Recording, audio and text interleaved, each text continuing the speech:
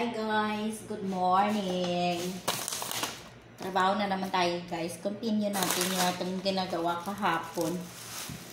O ayan, bumili tayo ng isang sako sibuyas. Sa amo to guys, hindi sa atin. Ayan, ito yung pinili ko. Ito, mga 3 kilo yata to guys, o 4 or 5. Nakahalaga siya ng 14. Maabot siya sa kwan. Ang G's 150, ang 4 di mag-4 mag 40 di 180, maabot siya 200 plus. Ito lang 200 plus. Ay, mahal na sibuyas. Kaya kailangan tipirin ko to isang buwan. Umabot ng Ramadan.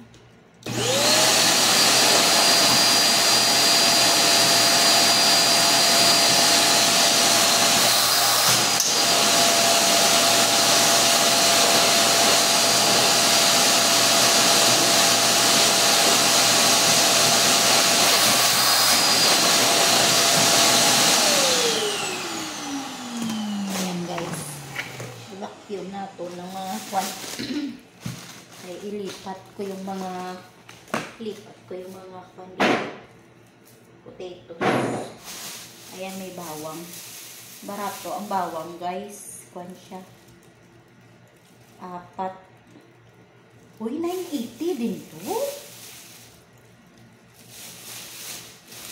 Ay oo, kay 4 na ganito balot.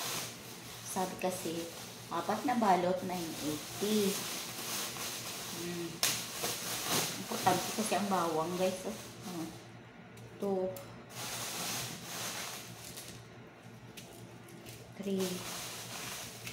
4. Ay naku, pag may garden talaga ako guys, no, kumpletuhin ko talaga yung garden ko. Bahala maghalo-halo sila dun sa loob. Gawin ko siyang, kung hindi siya magkuhan, ilagay ko sa paso.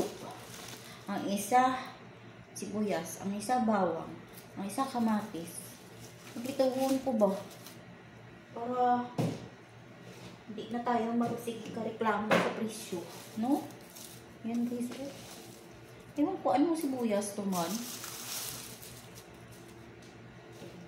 Mahirap din magpili ng no, ng sibuyas pag nakabag na, kasi hindi mo maintindihan kung okay pa ba ang laman o hindi. Kasi ang iba may nabubulok Ayan pinipiga siya guys, kaya para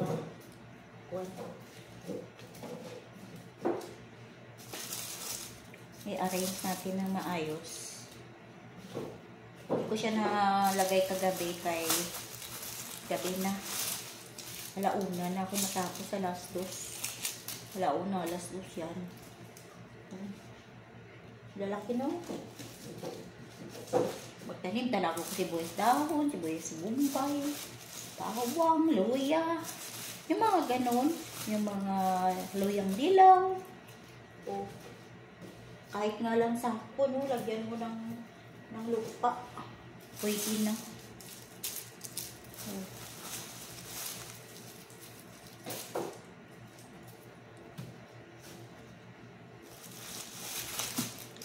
Ano pa ba yung importante sa atin? Kamatis. Kung pwede nga lang magtanim paminta. Magtanim din paminta. Mahal din kaya ang paminta. Lalo na kung kuhan yung paminta mo, first class. Maganda kasi sa paminta, diba? Kuhan na. So, ibilad mo siya, yung magtuyo talaga siya para pag pinagiling, ginawang powder, maganda ang pan, mabango. Pero pwede rin siya siguro isangag, no? Ayan ayoko yung ganito na sibuyas guys. Ayan ba, ala, malapit na to Kasi, ayan, malalaki. Gusto ko yung mga ganito lang siya, guys, Kasi pag ginamit mo, ubos mo talaga siya kagamit.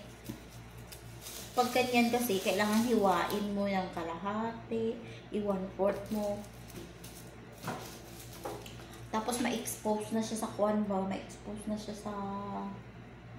Ano ba yan? Pag hinati mo siya, hatiin mo pa. O bali, magamit mo siya 1, 2, 3, 4, apat na beses mo siya gamitin. Kung pang gisa-gisa lang. Ay, naku. Ayan na. Sana hindi siya hindi siya mabulok. May mga sibuyas kasi nga mabilis magbulok, guys. Halo dito. Ayun o. Ayan. O diba, ang dumi. Kasali sa kwan. Natawa ako doon, nagbili ako ng mais. Kinikilo. Kasama yung hawakan. Balat. Nagreklamo ako. Ay, sobrang bigat na to Balat pa lang mabigat na. Tapos yan ang presyo mo. Ang 1 kilo, 7 real. Mabot na siya ng 70, 80. 90 na nga. 7 real. 90 pesos. Sa Pinas na pera. Sabi ko, huwag na ako magmili. Bala, mabulok yung mais mo dyan. Sa Pilipinas na lang ako babawi. Nakakamiss kaya yung namalingki ako doon dati sa Pasig Palengke. Ayun po. Tag 7 lang yung kilo. Tag 8, tag 10.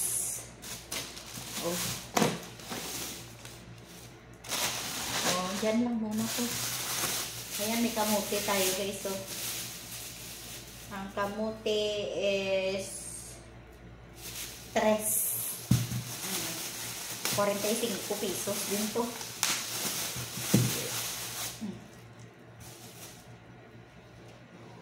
Ayan, iayusin ko muna itong mga tray-tray namin. Okay.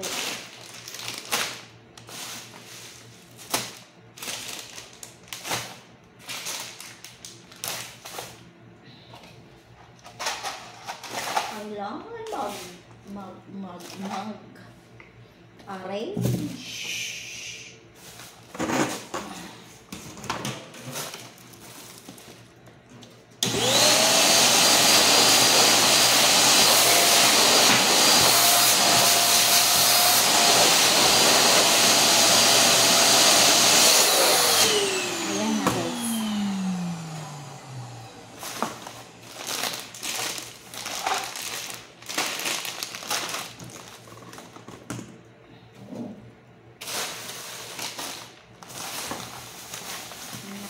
Tayong piraso. Ay. Kapag nabuhay ka talaga sa bundok, no? Hanap-hanapin mo talaga yung kinakain mo sa bundok. Hindi ka talaga pwede mabuhay na puro na lang burgers at saka fried chicken yung kakainin mo. Sandwich. Tinapay.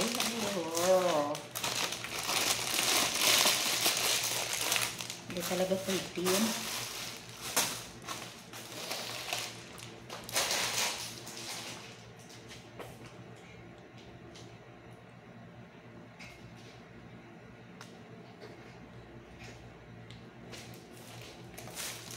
Mas masarap pa rin yung mga ginataan na labong, langka na may munggo, mga ganun pa. Yung isda na may kamunggay.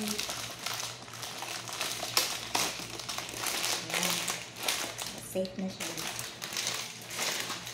Ito naman yung mga rubber band na galing sa mga gulay. Sinisave ko yan. Hinahang ko. Kasi pag may ganito guys, so,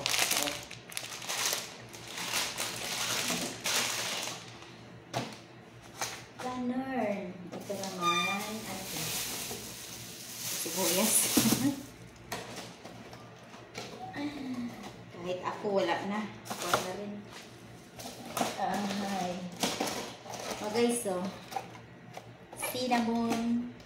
Ay, wala na pala to. 4 na lang.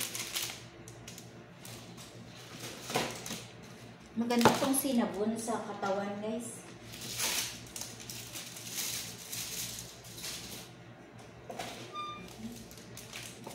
Sesame. Okay.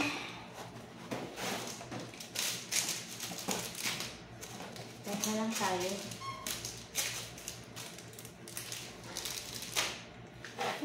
Hindi na makikita yung aking video. Bye na! Tuloy ko muna to. Ingat po lagi at magandang hapon, magandang umaga.